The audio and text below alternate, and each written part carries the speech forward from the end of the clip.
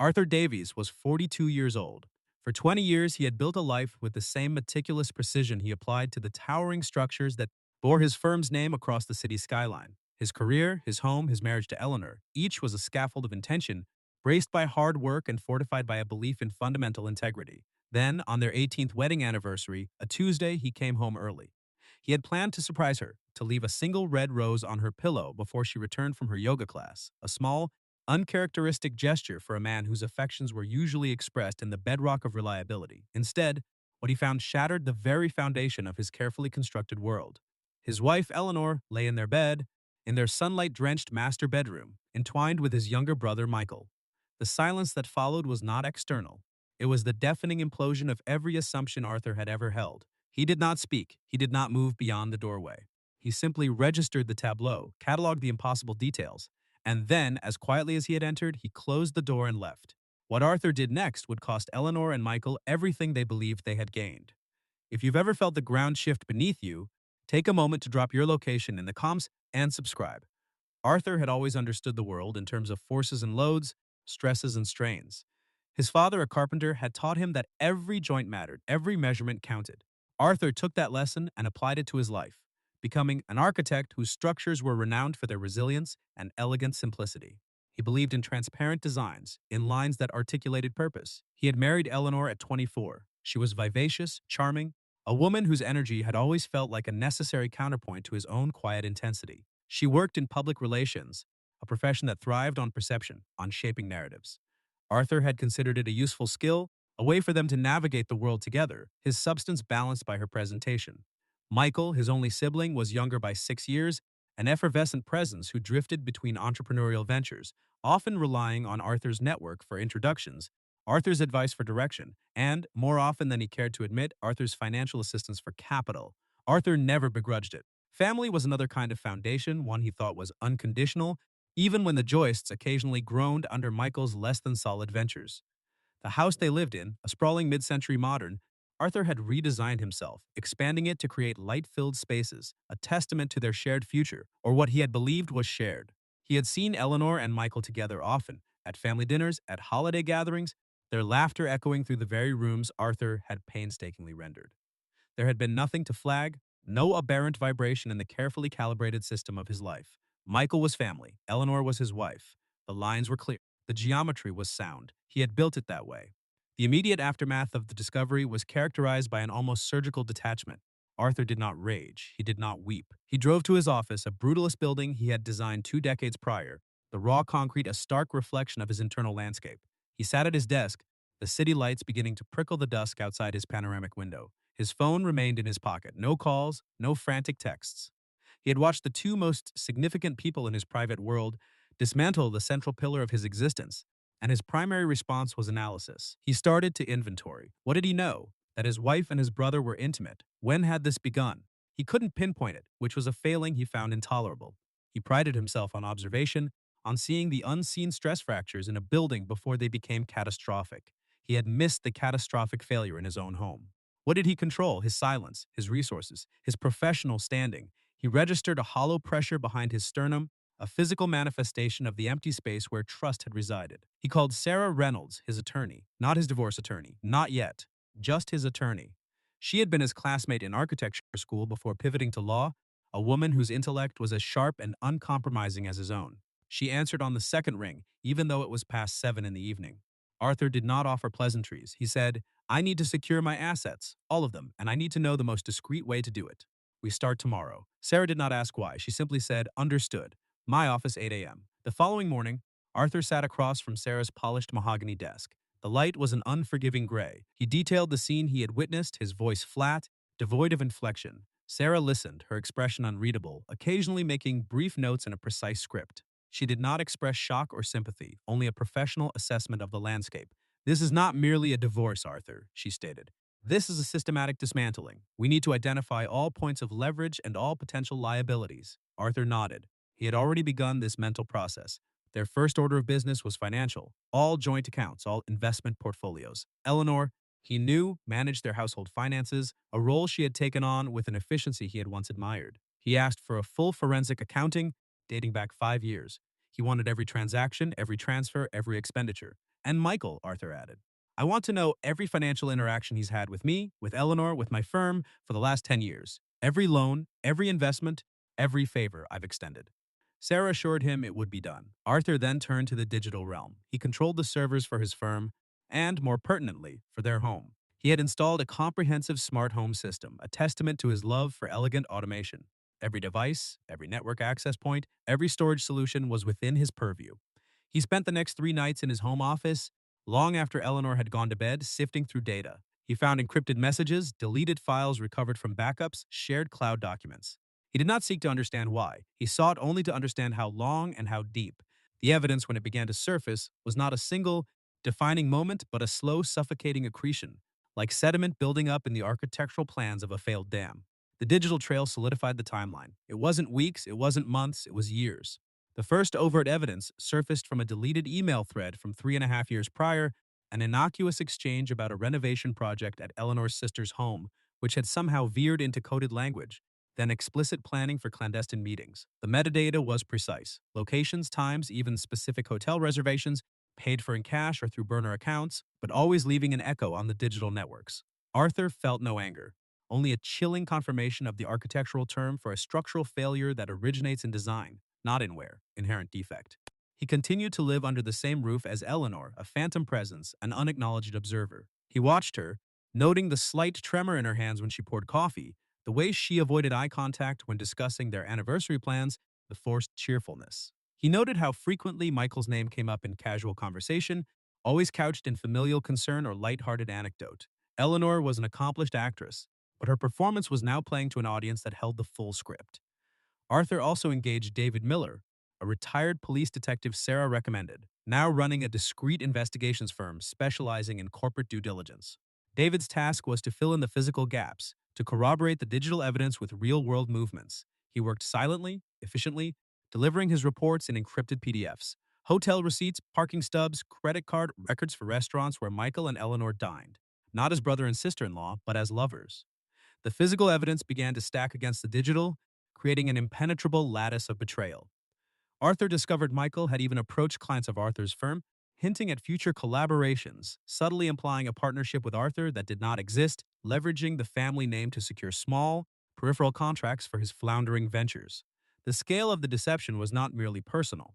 It was also a calculated professional infiltration. With the evidence meticulously assembled, Arthur and Sarah began to construct the framework for consequence. This was not about vengeance, it was about restoration of order, of the structural integrity that had been so cavalierly compromised. The first phase involved securing Arthur's professional empire. His firm, Davies Architecture, was his legacy, the product of decades of singular focus. Any perceived instability could ripple through his client base, threatening ongoing and future projects. Sarah drafted new partnership agreements, shareholder protections, and updated confidentiality clauses, all designed to insulate Arthur from any fallout from the impending dissolution of his personal life. He reconfigured all banking access, severing joint lines of credit, establishing new personal accounts, and transferring ownership of key assets, including the intellectual property of his firm, into an irrevocable trust. Each step was taken with the measured pace of a man shoring up a damaged building, reinforcing the intact sections while preparing for the demolition of the compromised ones. Michael's professional dealings, revealed by David Miller's investigation, confirmed Arthur's suspicions. Michael had been using his relationship with Arthur to gain unwarranted access and influence. Several smaller projects, which Arthur had dismissed as benign, had indeed involved subtle misrepresentations about his oversight or endorsement. This was not just a betrayal of family. It was a form of professional identity theft. The reveal sequence began to take shape, a deliberate, staged presentation of facts, each document designed to close an escape route, to strip away plausible deniability. Arthur reviewed each page, each email, each financial ledger entry. He was building his case the way he built a skyscraper, one concrete slab at a time, each layer immutable, refutable. The goal was not destruction, but clarification. The first confrontation was with Michael. Arthur arranged a meeting at a quiet, unassuming coffee shop, one that Michael frequented but where Arthur rarely appeared. It was a neutral ground, carefully chosen. Michael arrived, radiating his usual carefree charm, a wide smile that Arthur had once found endearing. He sat opposite Arthur, expecting a casual chat, perhaps a request for help with some minor family chore, or more likely another request for financial assistance thinly veiled. Arthur did not offer pleasantries. He placed a slim, unmarked folder on the table between them. Michael's smile faltered. "What's this, Art?" he asked, a touch of unease entering his voice. Arthur pushed the folder forward without speaking. Inside were printouts, a series of encrypted messages between Michael and Eleanor, detailing trysts, thinly veiled confessions of shared future plans that conspicuously excluded Arthur. Below those, a meticulously compiled list of Michael's recent financial activities, including the small, unverified contracts he had secured by leveraging Arthur's firm's reputation, complete with dates, client names, and the exact sums involved. Michael's eyes scanned the pages, his face draining of color. The bluster began, a nervous, defensive chatter. Art, this is, I can explain. It's not what it looks like. Eleanor and I, we were just going through a tough time. Arthur held up a hand, a single definitive gesture. The messages date back 3.5 years, Michael, Arthur said, his voice low, devoid of emotion. The tough time argument holds no structural integrity. He paused, effective immediately. You are disinherited from any portion of the family estate. Your access to my professional network is terminated. Any future attempts to use my name or my firm's reputation will result in legal action that will dismantle any current professional standing you. Believe you have. You have exactly 24 hours to vacate the apartment I own and allow you to live in, and to return the car I lease for you. Consider this your severance. Michael tried to speak, but no sound came out. His composure had not merely cracked, it had disintegrated. The confrontation with Eleanor happened that evening, within the meticulously designed walls of their home. Arthur waited until she returned from her Pilates class, still dressed in her athletic wear, a picture of effortless elegance. She greeted him with a practiced smile, asking about his day, the usual superficial inquiries that had, for so long, masked the depth of their separation. Arthur led her to the living room, a space he had designed for openness and connection, now feeling like a stage for inevitable revelation. He did not speak. He simply placed a larger, heavier folder on the coffee table. Eleanor picked it up, her brow furrowing with a curiosity that quickly turned to apprehension. The contents were organized in the same dispassionate, irrefutable order. The timeline of her affair with Michael, corroborated by emails, hotel reservations, phone records, and David Miller's surveillance reports. Financial records detailing unexplained withdrawals from their joint accounts used to fund Michael's ventures or for purchases that Arthur could not trace. A copy of the revised will Arthur had filed that morning, removing her as beneficiary, along with a draft of the divorce petition detailing her marital infidelity as the primary cause, meticulously outlining the financial implications. Eleanor's face, usually so composed, fractured slowly. The color drained from her cheeks. Her hands trembled as she clutched the documents. Arthur, she whispered, her voice barely audible. What is all this? Her attempts at justification, at feigned shock, were weak, unconvincing. We fell in love. It wasn't planned. Arthur looked at her, his gaze unwavering. The architectural plans suggest otherwise, Eleanor. 3.5 years of planned deception, leveraging my resources, my trust, and my name.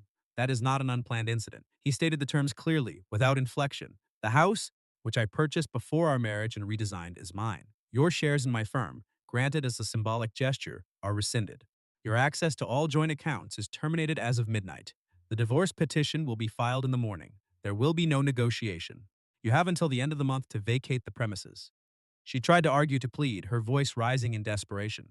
Arthur did not raise his voice.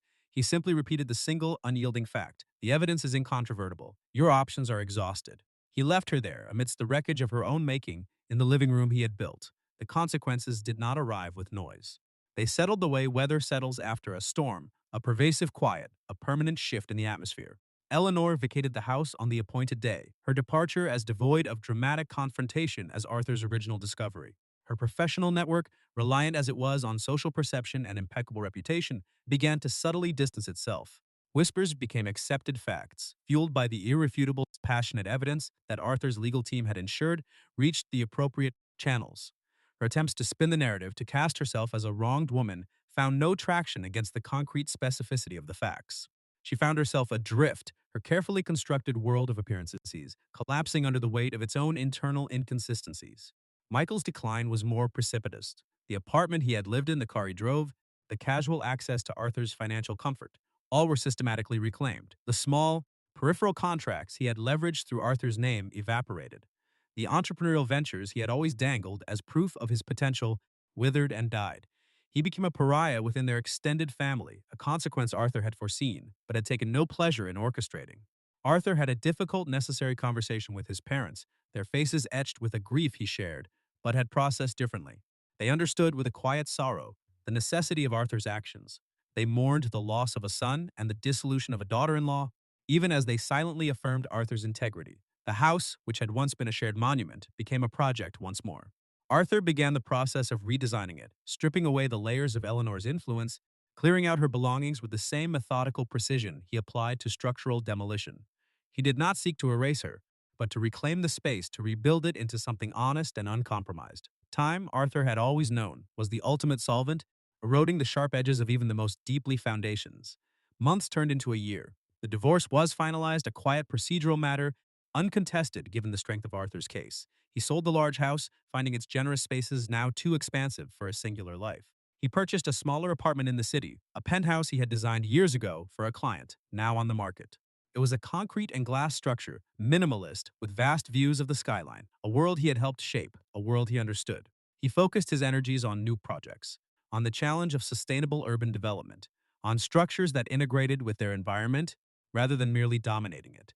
He worked long hours, finding a quiet satisfaction in the deliberate act of creation and the verifiable solidity of physical construction. His small, trusted network remained. Sarah, his counsel, whose unwavering competence had been a steadfast anchor, David, the quiet corroborator of inconvenient truths, and his parents, who, after their initial grief, had found their way back to a quiet, unconditional support. Arthur no longer sought the effervescent charm of others to balance his own intensity. He found balance within himself, a renewed sense of his own internal architecture, now free of inherent defects. He drank his coffee black, watched the sun rise over the city he had helped build, and felt the quiet, solid thrum of a life reconstructed, not from ashes, but from meticulously salvaged truth. He had arrived somewhere solid. If you found resonance in Arthur's story, considering the measured approach he took to rebuild his life, please like this video, subscribe to the channel, and watch this next recommended story for more accounts of quiet justice.